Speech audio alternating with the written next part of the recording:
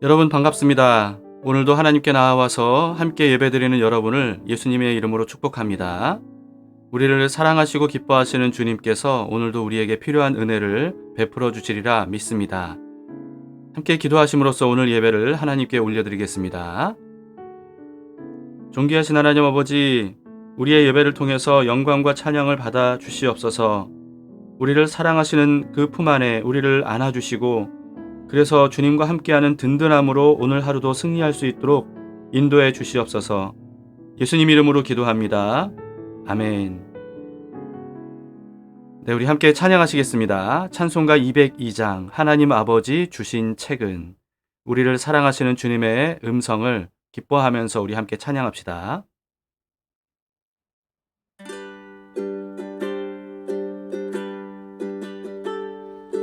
하나님 아버지 주신 책은 귀하고 중하신 말씀일세.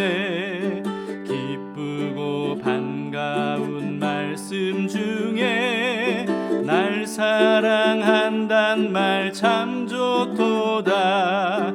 주께서 나를 사랑하니 즐겁도다. 주께서 나를 사랑하니 나는 참 기쁘다.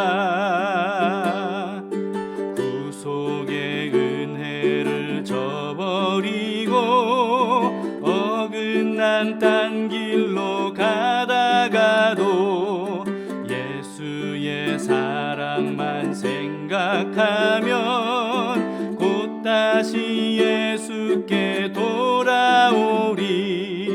주께서 나를 사랑하니 즐겁도다.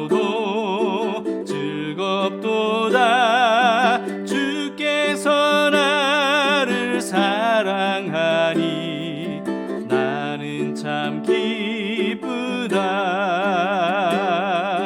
구주의 영광을 바라보며 예수의 이름을 찬양하리. 영원히 찬양할 나의 노래, 예수의 이름이 귀하도다. 주께서 나를 사랑하니 즐겁도다. 주께서 나를 사랑하니 나는 참 기쁘다. 주 예수 날 사랑하시오니 나 또한 예수를 사랑하네. 날 구원하시려 내려오사 십자가 위에서 죽으셨네. 주께서 나를 사랑하니 즐겁도다. 주께서 나를 사랑하니 나는 참 기쁘다. 주 예수 날 사랑하시오니 마귀가 놀라서 물러가네. 주 나를 이렇게 사랑하니 그 사랑 어떻게 보답할까. 주께서 나를 사랑하니 즐겁도다. 주께서 나를 사랑하니 나는 참 기쁘다. 주께서 나를 사랑하니 즐겁도다. 주께서 나를 사랑하니 나는 참 기쁘다.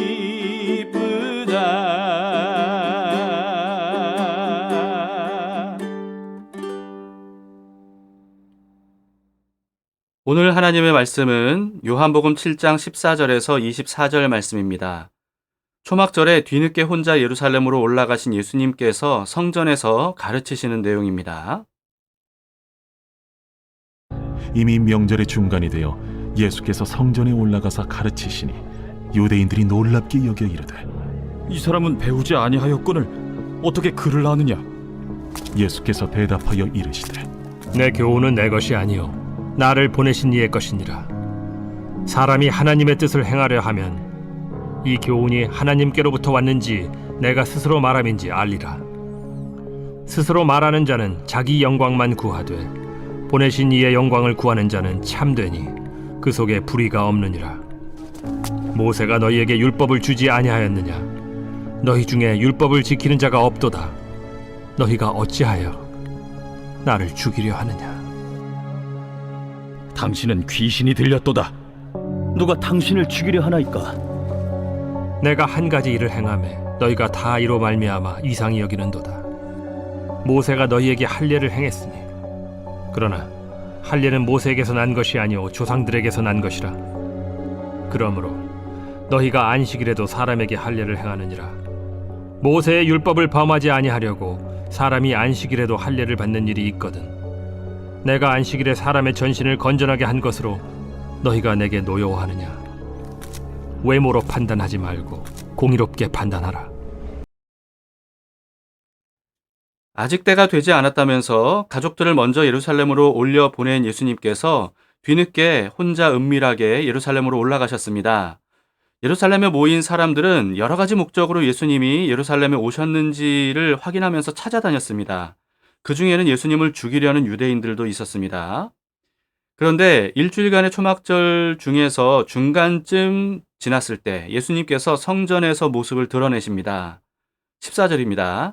이미 명절의 중간이 되어 예수께서 성전에 올라가사 가르치시니, 거기 모인 사람들은 예수님이 사람들이 찾던 나사렛 예수라는 사실을 모르는 상황이었습니다. 그렇기 때문에 아무런 편견 없이 예수님의 가르치심을 들었을 거예요.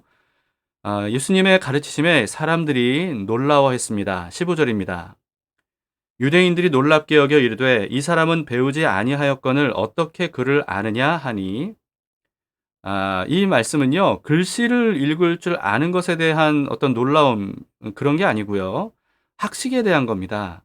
유대인들이 예수님에 대해서 이렇게 말한 이유가 뭐냐 하면 예수님이 누구인지 또 어떤 성장 배경과 학력을 갖추었는지 알았기 때문에 이런 얘기를 하는 게 아닙니다. 단지 성경을 가르치는 사람은요, 누구의 사사를 받았는지, 그리고 자신이 가르치는 것이 누구에게 배운 것인지 이걸 밝힘으로써 자신의 가르침에 대한 권위를 인정받았던 그런 시대였는데요.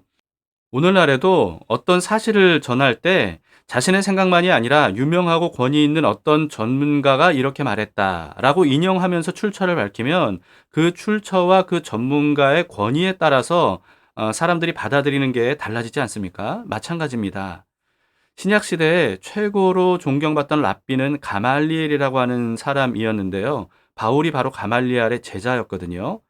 만약에 가말리엘의 제자가 사람들에게 성경을 가르칠 때 이런 식이었다는 거예요. 예를 들면 랍비 가말리엘께서 이렇게 말씀하셨습니다 라고 하면서 여러 가지를 쫙 알려준다 라고 하면 사람들은 그 말의 권위를 높게 인정하는 그런 식이었다는 겁니다. 그런데 아마도 예수님은 그런 식으로 가르치신 게 아니고요, 직접 자신의 지식으로 가르치셨기 때문에 사람들이 놀랐던 게 아닐까 싶습니다. 다시 말해서 예수님의 가르침은 누구에게서도 들어본 적이 없는 가르침인데 어느 누구에게서도 배운 게 아니라면, 어떤 출처가 있거나 스승이 따로 있는 게 아니라면 어떻게 이런 지식을 습득했고 또 가르칠 수 있느냐라고 하는 것에 대한 놀라움인 거죠. 그러자 예수님은요, 자신이 가르치는 지식의 출처에 대해서 이렇게 말씀하셨습니다. 16, 17절입니다. 예수께서 대답하여 이르시되 내 교훈은 내 것이 아니요 나를 보내신 이의 것이니라. 사람이 하나님의 뜻을 행하려 하면 이 교훈이 하나님께로부터 왔는지 내가 스스로 말함인지 알리라. 예수님 자신의 가르침은 자신을 보내주신 분이신 하나님의 가르침이라고 하시면서 누구든지 하나님의 뜻에 순종하는 사람만이 자신의 가르침이 하나님으로부터 온 것임을 알 수 있다, 이런 의미로 말씀하신 겁니다. 이와 같이 예수님은요, 사람들이 편견 없이 예수님의 가르치심을 듣고 하나님의 말씀인지 아닌지를 판단해 보도록 하시려고 사람들이 자신이 누군지 알아보지 못하게 혼자 예루살렘으로 은밀하게 오셔서 말씀을 가르치신 것으로 보입니다.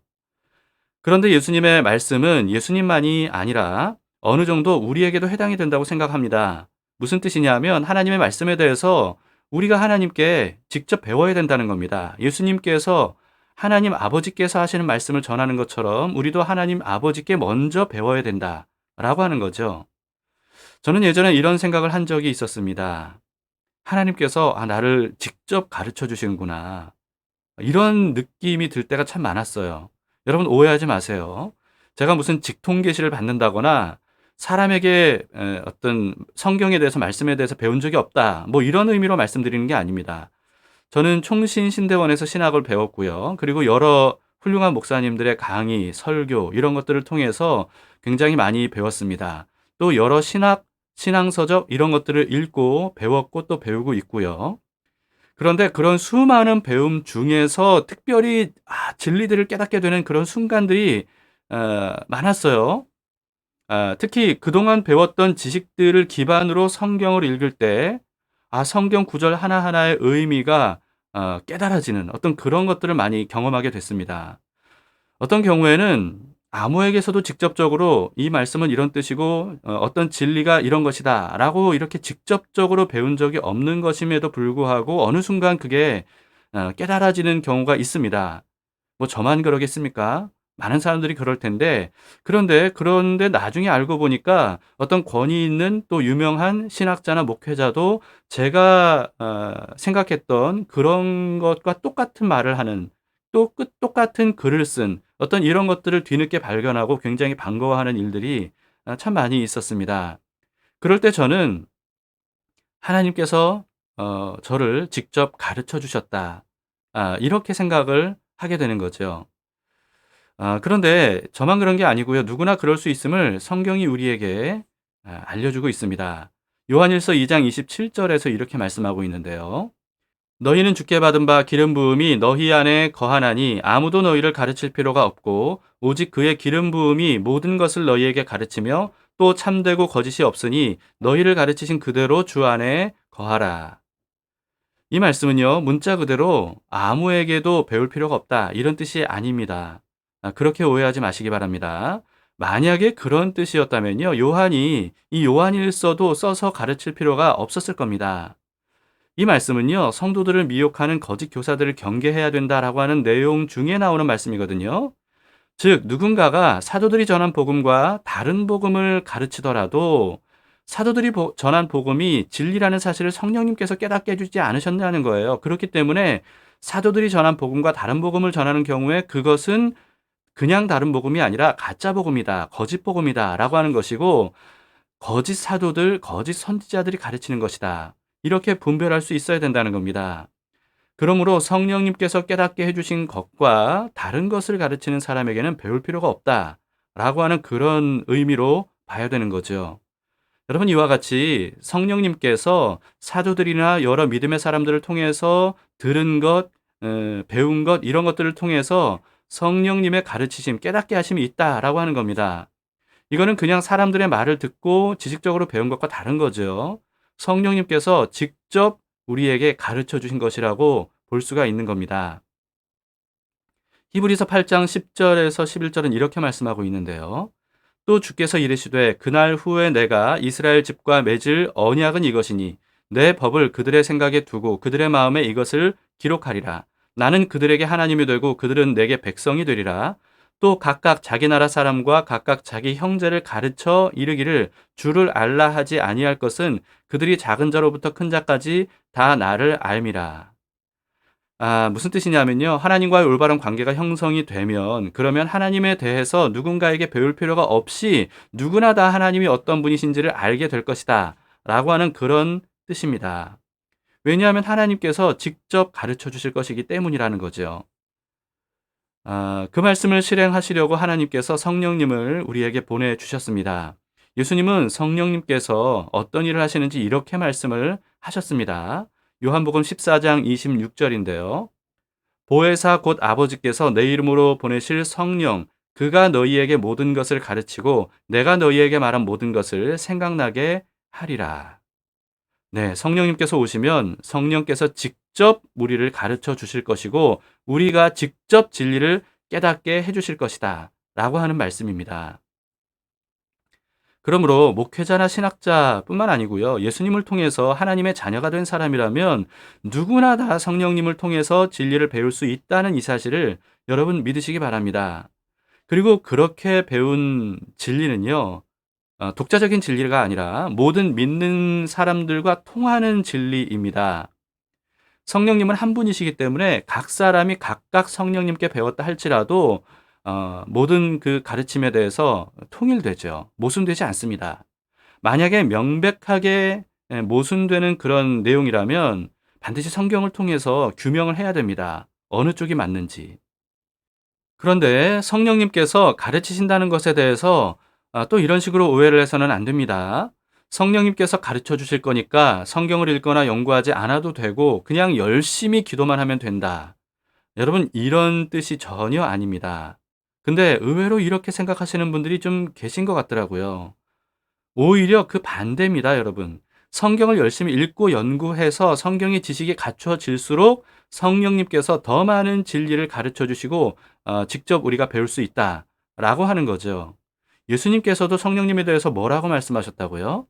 그분이 오시면 모든 것을 가르치시되 예수님께서 말씀하시기를 너희에게 말한 모든 것을 성령님께서 생각나게 하실 것이다. 이렇게 말씀하셨죠. 그러니까 예수님께서 말씀하신 것, 예수님이 행하신 것, 그리고 예수님에 대해서 예언된 구약 성경, 이 모든 것들을 우리가 많이 알고 있어야 그래야 성령님께서 그 말씀의 진짜 의미가 뭔지에 대해서 우리에게 직접 가르쳐 주실 수 있다라고 하는 겁니다. 그렇기 때문에 기록된 하나님의 말씀인 성경을 너무나도 사랑하고 또 그래서 깊이 묵상하고 자주 읽고 연구하고 그럼으로써 하나님의 뜻을 알고자 하는 그런 사람에게 성령님께서 더 많이 하나님의 진리를 깨달을 수 있도록 해주시는 거죠. 그리고요, 자신이 성령님의 가르치심을 받았다고 여겨지는 것, 그게 진짜 진리인지, 그게 맞는 건지, 이걸 검증하는 기준이 뭐겠습니까? 바로 성경입니다. 이 성경이 없이는요, 자신이 깨달았다고 생각하는 것이 진짜 하나님의 말씀인지, 하나님의 뜻인지, 진리인지, 그것을 검증할 방법이 없는 거예요. 그래서 성경을 잘 알고 많이 알아야, 그래야 자신이 떠오르는 생각이라든지 어떤 깨달았다고 여겨지는 것들을 분별할 수 있는 겁니다. 그러므로 성령님의 가르치심을 받으려면요, 성경을 열심히 읽고 묵상하고 연구하는 것, 이게 가장 기본이죠. 또한 다른 사람들에게 배울 필요도 없고 책을 읽을 필요도 없다, 이렇게 오해해서도 안 됩니다. 여러분, 이 역시도 그 반대입니다. 성령님은 성령과 믿음의 사람을 통해서 우리를 가르쳐 주십니다. 물론 사람의 가르침을 맹목적으로 믿어서는 안 되겠지만요, 사람의 가르침을 통해서 성령님께서 우리를 깨우쳐 주신다는 사실 역시 우리는 간과해서는 안 되겠죠. 중요한 것은 어느 누구를 통해서든 성령님께 직접 배우는 경험들이 계속 쌓여야 된다라고 하는 겁니다. 영적인 일이기 때문에 여러분 말로 설명하기는 참 쉽지가 않은데요. 여러분이 직접 경험해 보기 전에는요, 제 말의 의미를 알기가 좀 어렵지 않을까 싶습니다. 어쨌든 그런 사랑하는 마음으로, 사모하는 마음으로 여러분들이 성령님을 의지하면서 성경도 읽고 여러 좋은 책들도 많이 읽으시기를 바랍니다. 18절을 보시겠습니다. 스스로 말하는 자는 자기 영광만 구하되 보내신 이의 영광을 구하는 자는 참되니 그 속에 불의가 없느니라. 예수님의 가르침은 사람의 영광이 기댄 가르침이 아니라 오직 하나님의 영광을 드러내는 가르침이다 라고 하시는 말씀입니다. 그 다음 본문의 내용은 예수님께서 안식일에 병 고쳐주신 일 때문에 예수님을 죽이려고 하는 유대인들에 대해서 말씀하신 내용입니다. 19절을 보시겠습니다. 모세가 너희에게 율법을 주지 아니하였느냐? 너희 중에 율법을 지키는 자가 없도다. 너희가 어찌하여 나를 죽이려 하느냐? 유대인들은 예수님께서 안식일에 38년 된 병자를 고쳐주심으로써 안식일 율법을 범했다라고 하는 이유로 예수님을 죽이려고 했습니다. 그러나 예수님은 오히려 그들이 율법을 지키지 않는 것이라고 말씀하신 거죠. 왜냐하면 모든 율법의 핵심이 뭡니까? 하나님 사랑, 이웃 사랑 아니겠습니까? 그런데 이 유대인들은요, 율법 조항을 지킨다는 명목으로 오히려 사랑을 버렸기 때문입니다.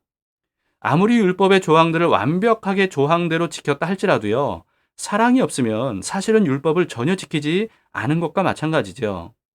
반면에 예수님은 어떻습니까? 예수님은 안식일에 오랫동안 병으로 고통받던 사람을 사랑하는 마음으로 고쳐주셨습니다. 이와 같은 사랑의 행위야말로 안식일과 율법을 온전히 지킨 것이라고 볼 수 있는 거죠.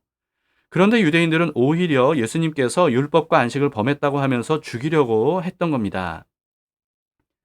그런데 성전에서 예수님의 말씀을 듣고 있었던 이 사람들은요, 예수님이 바로 그 논란의 주인공이라는 사실을 지금 전혀 모르는 상황에서 예수님의 말씀을 듣고 있는 겁니다. 그래서 이들은 어찌하여 나를 죽이려 하느냐라고 하는 이 예수님의 말씀에 대해서 이렇게 대답을 합니다. 20절입니다. 무리가 대답하되 당신은 귀신이 들렸도다. 누가 당신을 죽이려 하나이까? 모두가 다 놀라워할 정도로 그렇게 권위 있는 하나님의 말씀을 탁월하게 가르쳐 주시더니, 그러더니 갑자기 얌전히 경청하고 있는 사람들에게 너희가 왜 나를 죽이려고 하느냐 이렇게 말씀하시니까요, 이들이 보기에는 예수님께서 이 오락가락하는 것처럼 그렇게 여겨졌던 것 같습니다. 그럼에도 예수님은 아무것도 모르는 사람들에게 안식일의 병을 고쳐주신 일에 대해서 계속해서 말씀을 하십니다. 21절부터 23절을 보세요. 예수께서 대답하여 이르시되 내가 한 가지 일을 행하매 너희가 다 이로 말미암아 이상히 여기는도다. 모세가 너희에게 할례를 행했으니 그러나 할례는 모세에게서 난 것이 아니요 조상들에게서 난 것이라. 그러므로 너희가 안식일에도 사람에게 할례를 행하느니라. 모세의 율법을 범하지 아니하려고 사람이 안식일에도 할례를 받는 일이 있거든. 내가 안식일에 사람의 전신을 건전하게 한 것으로 너희가 내게 노여워하느냐. 이 역시 예수님은 사람들이 편견을 갖기 전에 예수님께서 안식일에 병을 고쳐주신 것이 정말 안식일을 범한 것이고 율법을 범한 것인가, 그래서 죽어 마땅한 일인가 라고 하는 것을 객관적으로 생각해보고 판단해 볼 수 있도록 하시려고 예수님에 대해서 전혀 모르는 사람들에게 말씀하시는 것으로 보입니다. 우리는 이 말씀을 통해서 유대인들이 모세의 율법을 범하지 않으려고 안식일에도 할례를 행했다는 사실을 알 수가 있죠. 이와 같이 안식일에 몸의 일부를 베어냄으로써 사람을 온전케 하는 것이 안식일에 가능하고 그게 율법을 잘 지키는 일이라면, 안식일에 병든 사람의 몸 전체를 온전케 해 주시는 것, 이것이 어째서 안식일에 해서는 안 되는 범법이라고 하느냐라고 말씀하시는 것입니다. 유대인들은 율법을 잘 지키려는 열심은 정말 있었지만요, 그러나 하나님께서 율법을 지키라고 하신 그 목적은 거의 깨닫지를 못했습니다. 율법과 안식일은 하나님께서 사람을 사랑하시기 때문에 사람을 위해서 주셨던 겁니다. 율법 자체가 사람을 향한 하나님의 사랑에서 나온 것이라는 말씀입니다. 그런 율법의 핵심은 바로 사랑이죠. 그렇기 때문에 이미 여러 번 언급해 드렸다시피 율법을 온전하게 하는 것, 그게 바로 사랑입니다. 사랑하지 않으면 어떤 방법으로도 율법을 완성할 수도 없고요, 지킬 수도 없습니다. 그 사실을 유대인들이 깨닫지 못한 이유는요, 하나님이 사랑이심을 알지 못했기 때문이죠. 하나님이 사랑이심을 알지 못한 이유는요, 하나님과의 인격적인 관계 형성에는 관심이 없었기 때문이라고 보입니다. 하나님과 친밀하게 교제해야 하나님이 어떤 분인지를 알 수 있고 하나님 마음속에 있는 그 사랑이 얼마나 크고 놀라운지 그걸 알 수가 있죠. 그래야만 하나님의 뜻과 진리가 뭔지에 대해서 알 수가 있습니다. 하나님과의 친밀한 교제를 통해서 하나님께 하나님의 마음을 배울 수가 있는 겁니다. 그래야 하나님의 말씀의 본래 의도를 제대로 파악할 수가 있고요, 올바르게 순종하면서 살아갈 수가 있는 거 아니겠습니까? 그렇게 살아야 복된 삶을 살 수가 있습니다. 오늘도 하나님과 마음이 통함으로써 하나님의 뜻대로 살아가는 하루가 될 수 있기를 바랍니다. 함께 기도하시겠습니다. 하나님 아버지, 사랑이신 하나님께서 우리의 마음을 채워주시기를 원합니다. 하나님을 기쁘시게 한다고 하면서 우리는 오히려 사랑 없이 행동하지는 않는지 오늘 말씀을 통해서 돌아보게 됩니다. 예수님께서 말씀하신 것처럼 사람을 온전케 하고 사람을 돕고 사람에게 사랑을 베푸는 것, 이것이 바로 우리에게 하나님께서 율법과 말씀을 주신 목적임을 알게 됐습니다. 주님, 예수님이 그러셨던 것처럼 우리 안에 계신 예수님으로 인해서 우리도 사람을 사랑하는 저희들 될 수 있도록 도와주시옵소서. 주님, 그와 같은 모든 진리와 그리고 주님의 마음을 우리에게 가르쳐 주시기를 원합니다. 보혜사 성령님으로 인해서 이 모든 말씀들을 직접 깨달아 알 수 있도록 오늘도 은혜를 베풀어 주시기를 간구합니다.